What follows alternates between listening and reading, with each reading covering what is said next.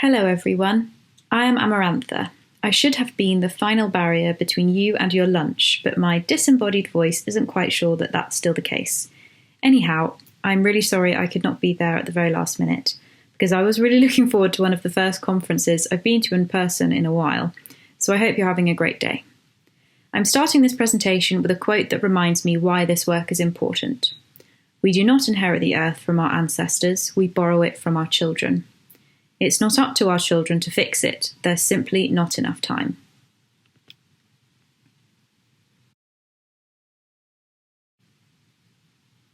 I am a dentist by profession, currently working in policy for the Chief Dental Officer England. I'm going to do my best to answer the question, what is the evidence base for sustainable dentistry? And all references for claims are listed on the slides.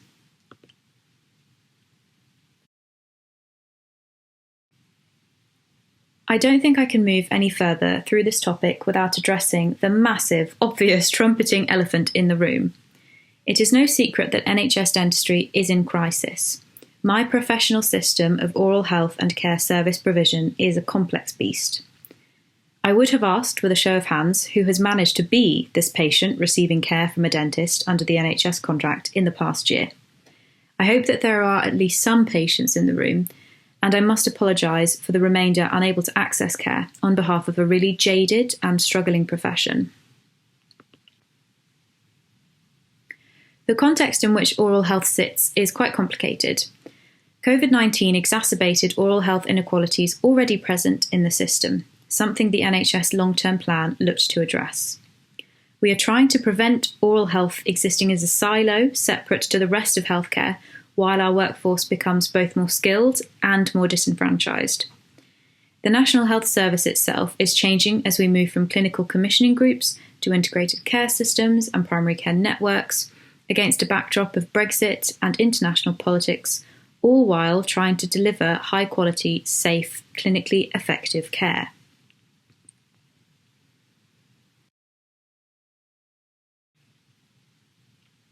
What do I mean by sustainable? Sustainable value explicitly considers the environmental, social, and financial impacts in relation to health outcomes for both patients and populations. The bottom line is the key financial phrase, where resources are often used as a shorthand for financial costs. In reality, we need to think of the triple bottom line. We are equally reliant on social assets, networks such as staff, carers, patients, and environmental resources.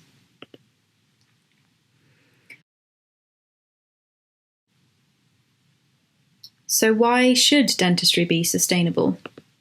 Oral health is vital for general health. Dental care is part of healthcare. Part of dentistry in the UK is publicly funded, and the provision of oral health and dental care creates waste, emits harmful gases, and impacts the state of the environment.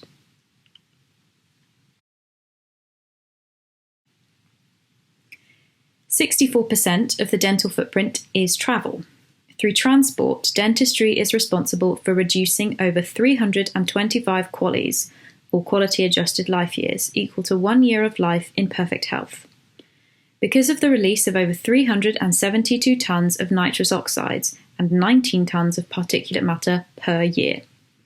This costs society at least £17 million a year, noting that the tool used in the second paper quoted on this slide only quantifies acute health impacts.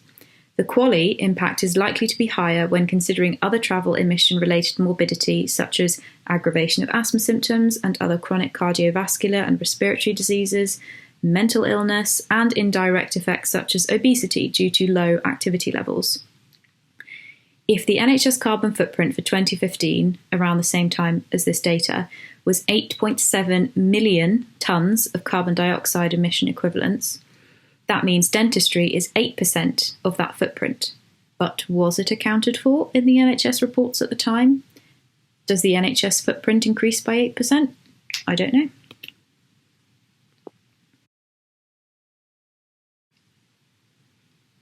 If we remove the 64% emissions from travel, we are left with procurement as the second highest contributor to the footprint.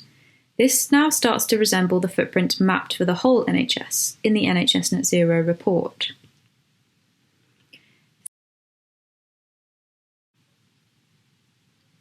Speaking of the Net Zero report, only one citation can be linked to dentistry, and that is in reference to nitrous oxide emissions, something I actually spent a year working on for a large Welsh health board. I think it's safe to say we as a sector were omitted. Considering the carbon footprint of the 17 dental procedures mapped here, the dental examination contributes the highest proportion to the overall carbon footprint of dentistry, and you can see the impact of travel on this procedure in the red and blue portions of the bar.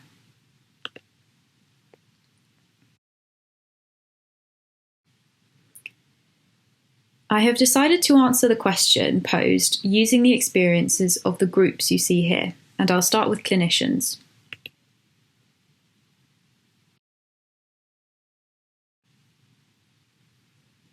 First and foremost, clinicians are treating patients aiming to provide high-quality, clinically effective, safe treatment. Ultimately, the clinical decision for treating a patient lies with the clinician. So what are clinicians thinking and feeling with regards to this agenda? Research undertaken has shown that 75% feel they lack knowledge of environmental sustainability in dentistry. Nearly 100% feel that it is important, though, and that the dental profession has a responsibility to be environmentally sustainable. There's a large concern for the waste generated, but this is tangible, and as we have seen from the previous charts, this is a misconception. Unfortunately, the system continues to spiral, evidenced by recent documentaries and the disappointment felt by the profession, resulting in feeling undervalued and pretty much fed up.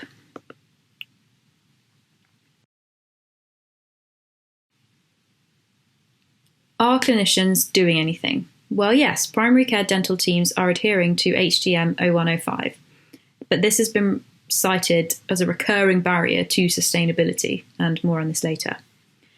I would hope that clinicians are keeping up to date with various publications, as well as the how-to guide offered to dental practices back in 2018 for free with evidence-based suggestions. But let's not forget that dentistry is a mixed economy. They are independent businesses, the majority of whom have dentists working as self-employed subcontractors, so the bottom line cannot be ignored.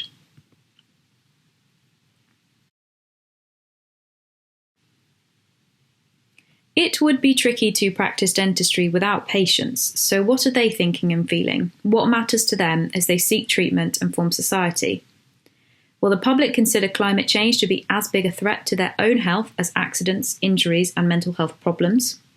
Dental patients are willing to compromise time, convenience, and durability of dental treatment if it's more environmentally friendly, and they're willing to pay more to reduce the impact of dental work on the environment. However, we have to consider this caveat. Those with better oral health are more likely to describe positive attitudes towards more sustainable dentistry. And of course, we are working with widening oral health inequalities, filling news headlines with terrible stories of suffering like these. If patients are willing to spend more on sustainable products, what does this actually mean? A recent discrete choice experiment showed that the 3 most influential product attributes for purchasing sustainable oral healthcare items were bamboo, recyclable plastic handles, and recyclable packaging.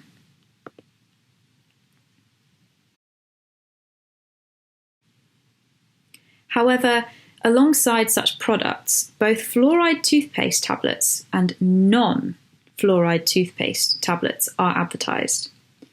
The impact of the COVID-19 pandemic on people in the UK in 2020 has meant that the intake of free sugars exceeded the maximum recommendations in all groups. Everyone has just gone through an extremely difficult couple of years and is coping by eating more sugar. We are lucky that fluoride has a 70-year history of being one of the greatest public health interventions of the 20th century, as demonstrated by numerous Cochrane reviews. But living in the 21st century has also offered growing problems. There is anecdotal evidence of increasing numbers of clinicians encountering anti-vaccine parents who are also refusing to use fluoridated products, which is both disappointing and ominous. And bamboo toothbrushes will not fix everything.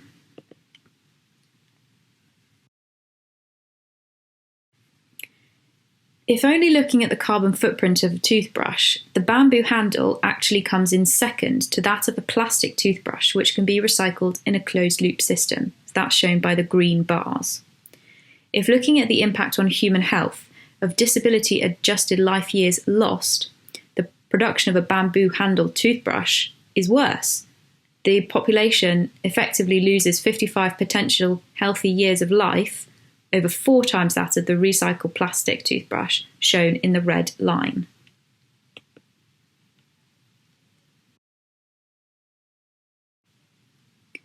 Referring back to my very first slide, it is current practitioners who are in the thick of the climate crisis. It is our duty to rectify the wrongs. I met with the General Dental Council this summer to discuss the implications of practicing sustainably with regards to professionalism. While our regulator is beholden to the Dentists Act of 1984, which is nearly 40 years old, and helped by the publication of Climate and Health Applying All Our Health by the UK government, our regulator is willing to entertain a professional competence requirement for considering sustainability as part of daily practice. Can you argue that it is unprofessional to be completely unaware of this agenda? If you look at the 9 standards for dental professionals on the left of the screen, number 8 requires you to raise concerns if patients are at risk, and I'm doing that right now by talking about this subject.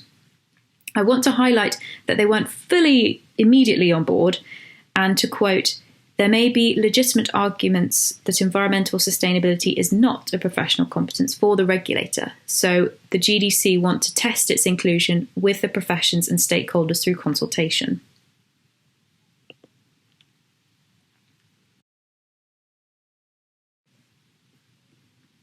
The Care Quality Commission regulates registered practices performing dentistry, whether private or public sector. The main focus of practice assessments tends to be around that of infection prevention and control, so I hear. Working as a clinical fellow last year with another dentist who was based at the CQC, they had promised to release a myth-busting article on this topic, IPC and sustainability, but that has yet to be published. On a positive note, the CQC are working to overhaul and improve the way they assess health practice by bringing in a new single assessment framework, and I have it on good authority that environmental sustainability will be included in some form. Speaking of IPC, we have published an entire paper devoted to picking apart HTM 0105 by providing commentary on a number of IPC items listed here, and I would encourage you to go and read it and give us your feedback.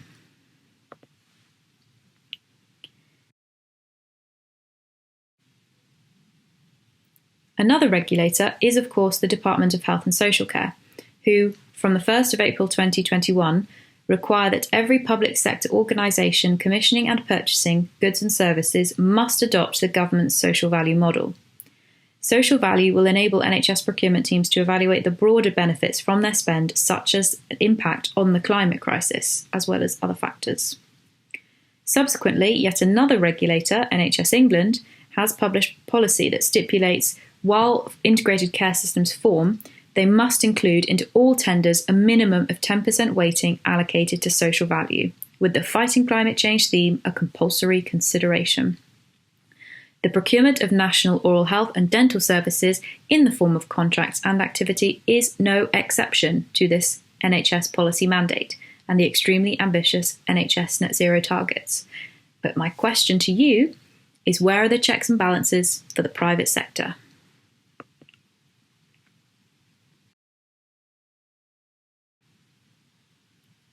In the UK regulatory sphere for education, the General Medical Council incorporated sustainable healthcare into their undergraduate outcomes in 2019. That's really important for the next generation of undergraduates, and I'm pleased to say that the General Dental Council has acknowledged this in their recently proposed revised learning outcomes as a result of discussions in which I've been involved. But what, of course, of our current practitioners? What are we expecting of the adults whose real responsibility it is to act? It's too late to rely on the next generation. They didn't ask for this. What is required of current practitioners? The simple answer is nothing at the moment, but there are 3 online courses for healthcare professionals on the HEE e-learning for health platform, with a refreshed course on dentistry coming very soon.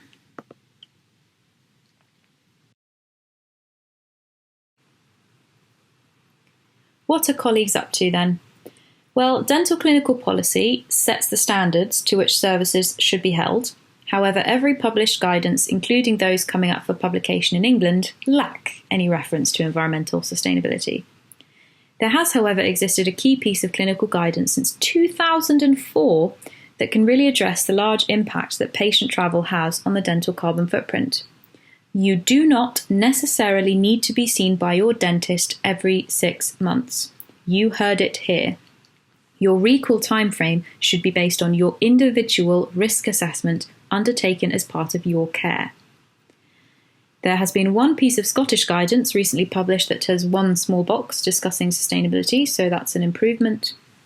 The dental contract currently has no requirements for environmental considerations, and the rest of the profession does acknowledge this agenda with some interest pieces in publications, and most recently a new business award, so there's that. Carbon modelling within dentistry enabled a really great toolkit to be developed by Students Organising Sustainability UK, a national charity. This toolkit allowed dental practices to access quick wins, practical steps, and recognition for their efforts made to be more environmentally sustainable. It proved really successful, and we're currently waiting to hear back about further funding to resurrect it for 2023. Subsequently, an international toolkit by the World Dental Federation has also appeared on the market, and we are waiting to find out a bit more about that. Our textbook, we're hoping, will be published within the next few months, and again, aiming for it to be a staple in every undergraduate teaching course. And finally, clinical guidelines for environmentally sustainable dentistry are undergoing consultation with stakeholders. Here are some publications on specific matters. Gloves. For climate change impact, sterile latex gloves were 11.6 times higher than non-sterile gloves. The study also found that for both sterile type gloves, so that's latex and non-latex, the manufacture of the gloves contributes the most to the environmental impact. Orthodontics. 97% of clinical orthodontic waste is incinerated, and some recommended actions as a result of this investigation to manufacturers and professional guidance writers include making better products, better product management, and recycling protocols. Hand hygiene. All forms of hand hygiene have an environmental cost, and this needs to be weighed up against the health benefits of preventing disease transmission. When comparing hand sanitizers to hand washing with soap and water, this study found that using isopropanol-based hand sanitizer is better for planetary health. However, no method of hand hygiene was ideal. Isopropanol had a greater fossil fuel resource use than ethanol-based hand sanitizer. Dental exam kits. The disposable kit performed worse across all categories of ecological and human health harm, surprisingly not. The dentists seeking to adopt more environmentally conscientious practices should consider using a reusable stainless steel exam kit. COVID-19 PPE. The life cycle assessment results of this study showed that damage to human health was more significant for the reusable gown than the disposable gown for full body protection category. For respiratory PPE, the FP2SLW respirator had the highest burden in all 16 categories, followed by the FFP2 respirator and then the surgical mask. Prevention. Now, there have been 3 papers recently on prevention. The first is about fluoride varnish application. So while a child is already attending the dental practice, putting on fluoride varnish is the most sustainable way to deliver this intervention. School fluoride varnish programs are an alternative, equitable way to reach all children who may not access routine care in dental practice. The second paper discussed how organisations responsible for programs like supervised toothbrushing should consider ways to reduce the environmental impact of these services. And lastly, when comparing community-level caries prevention programs, water fluoridation had the lowest environmental impact in all 16 categories and had the lowest disability-adjusted life years impact. Interdental cleaning aids. So using floss picks has the largest environmental footprint, and depending on the impact category measured, the smallest environmental footprint came from daily interdental cleaning with either bamboo interdental brushes, replaceable head interdental brushes, regular floss, sponge floss, and bamboo floss. Cloths for surface decontamination. The most environmentally sustainable option for clinical surface decontam was the microfiber cloth when used with a quaternary ammonium compound. The least sustainable option was cotton with isopropyl alcohol. And lastly, inhalation sedation, the nitrous oxide project. I made a video about this, over 2 years ago now, and I strongly recommend everyone go and look at that because it is quite shocking about wastage in nitrous oxide delivery systems. The climate impact of nitrous oxide, whether it's been used or wasted, is nearly 300 times worse than carbon dioxide. Now, the use of reusable or disposable masks for delivering dental inhalation sedation is actually negligible, while this pharmaceutical is freely administered and vented directly into the atmosphere. For me, business as usual is the same as inaction, is the same as patient harm. If the healthcare sector does not respond to climate change, it fails to meet its ethical principles, beneficence, non-maleficence, and justice. In summary, please talk to people. Ask your dentist if they've used the Green Impact Toolkit, if they know of its existence, if they know of anyone who's got awards. Spend half an hour reading our HCMO 105 paper, and let me know what you think. And be best friends with fluoride.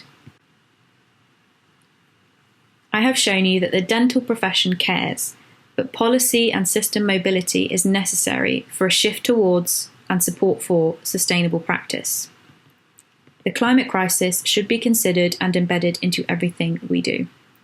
Thank you very much for listening. Find me on Twitter if you want to have a chat, and enjoy the rest of the conference. I'm very sorry again to have let you down, but thank you for listening and have a great rest of the day.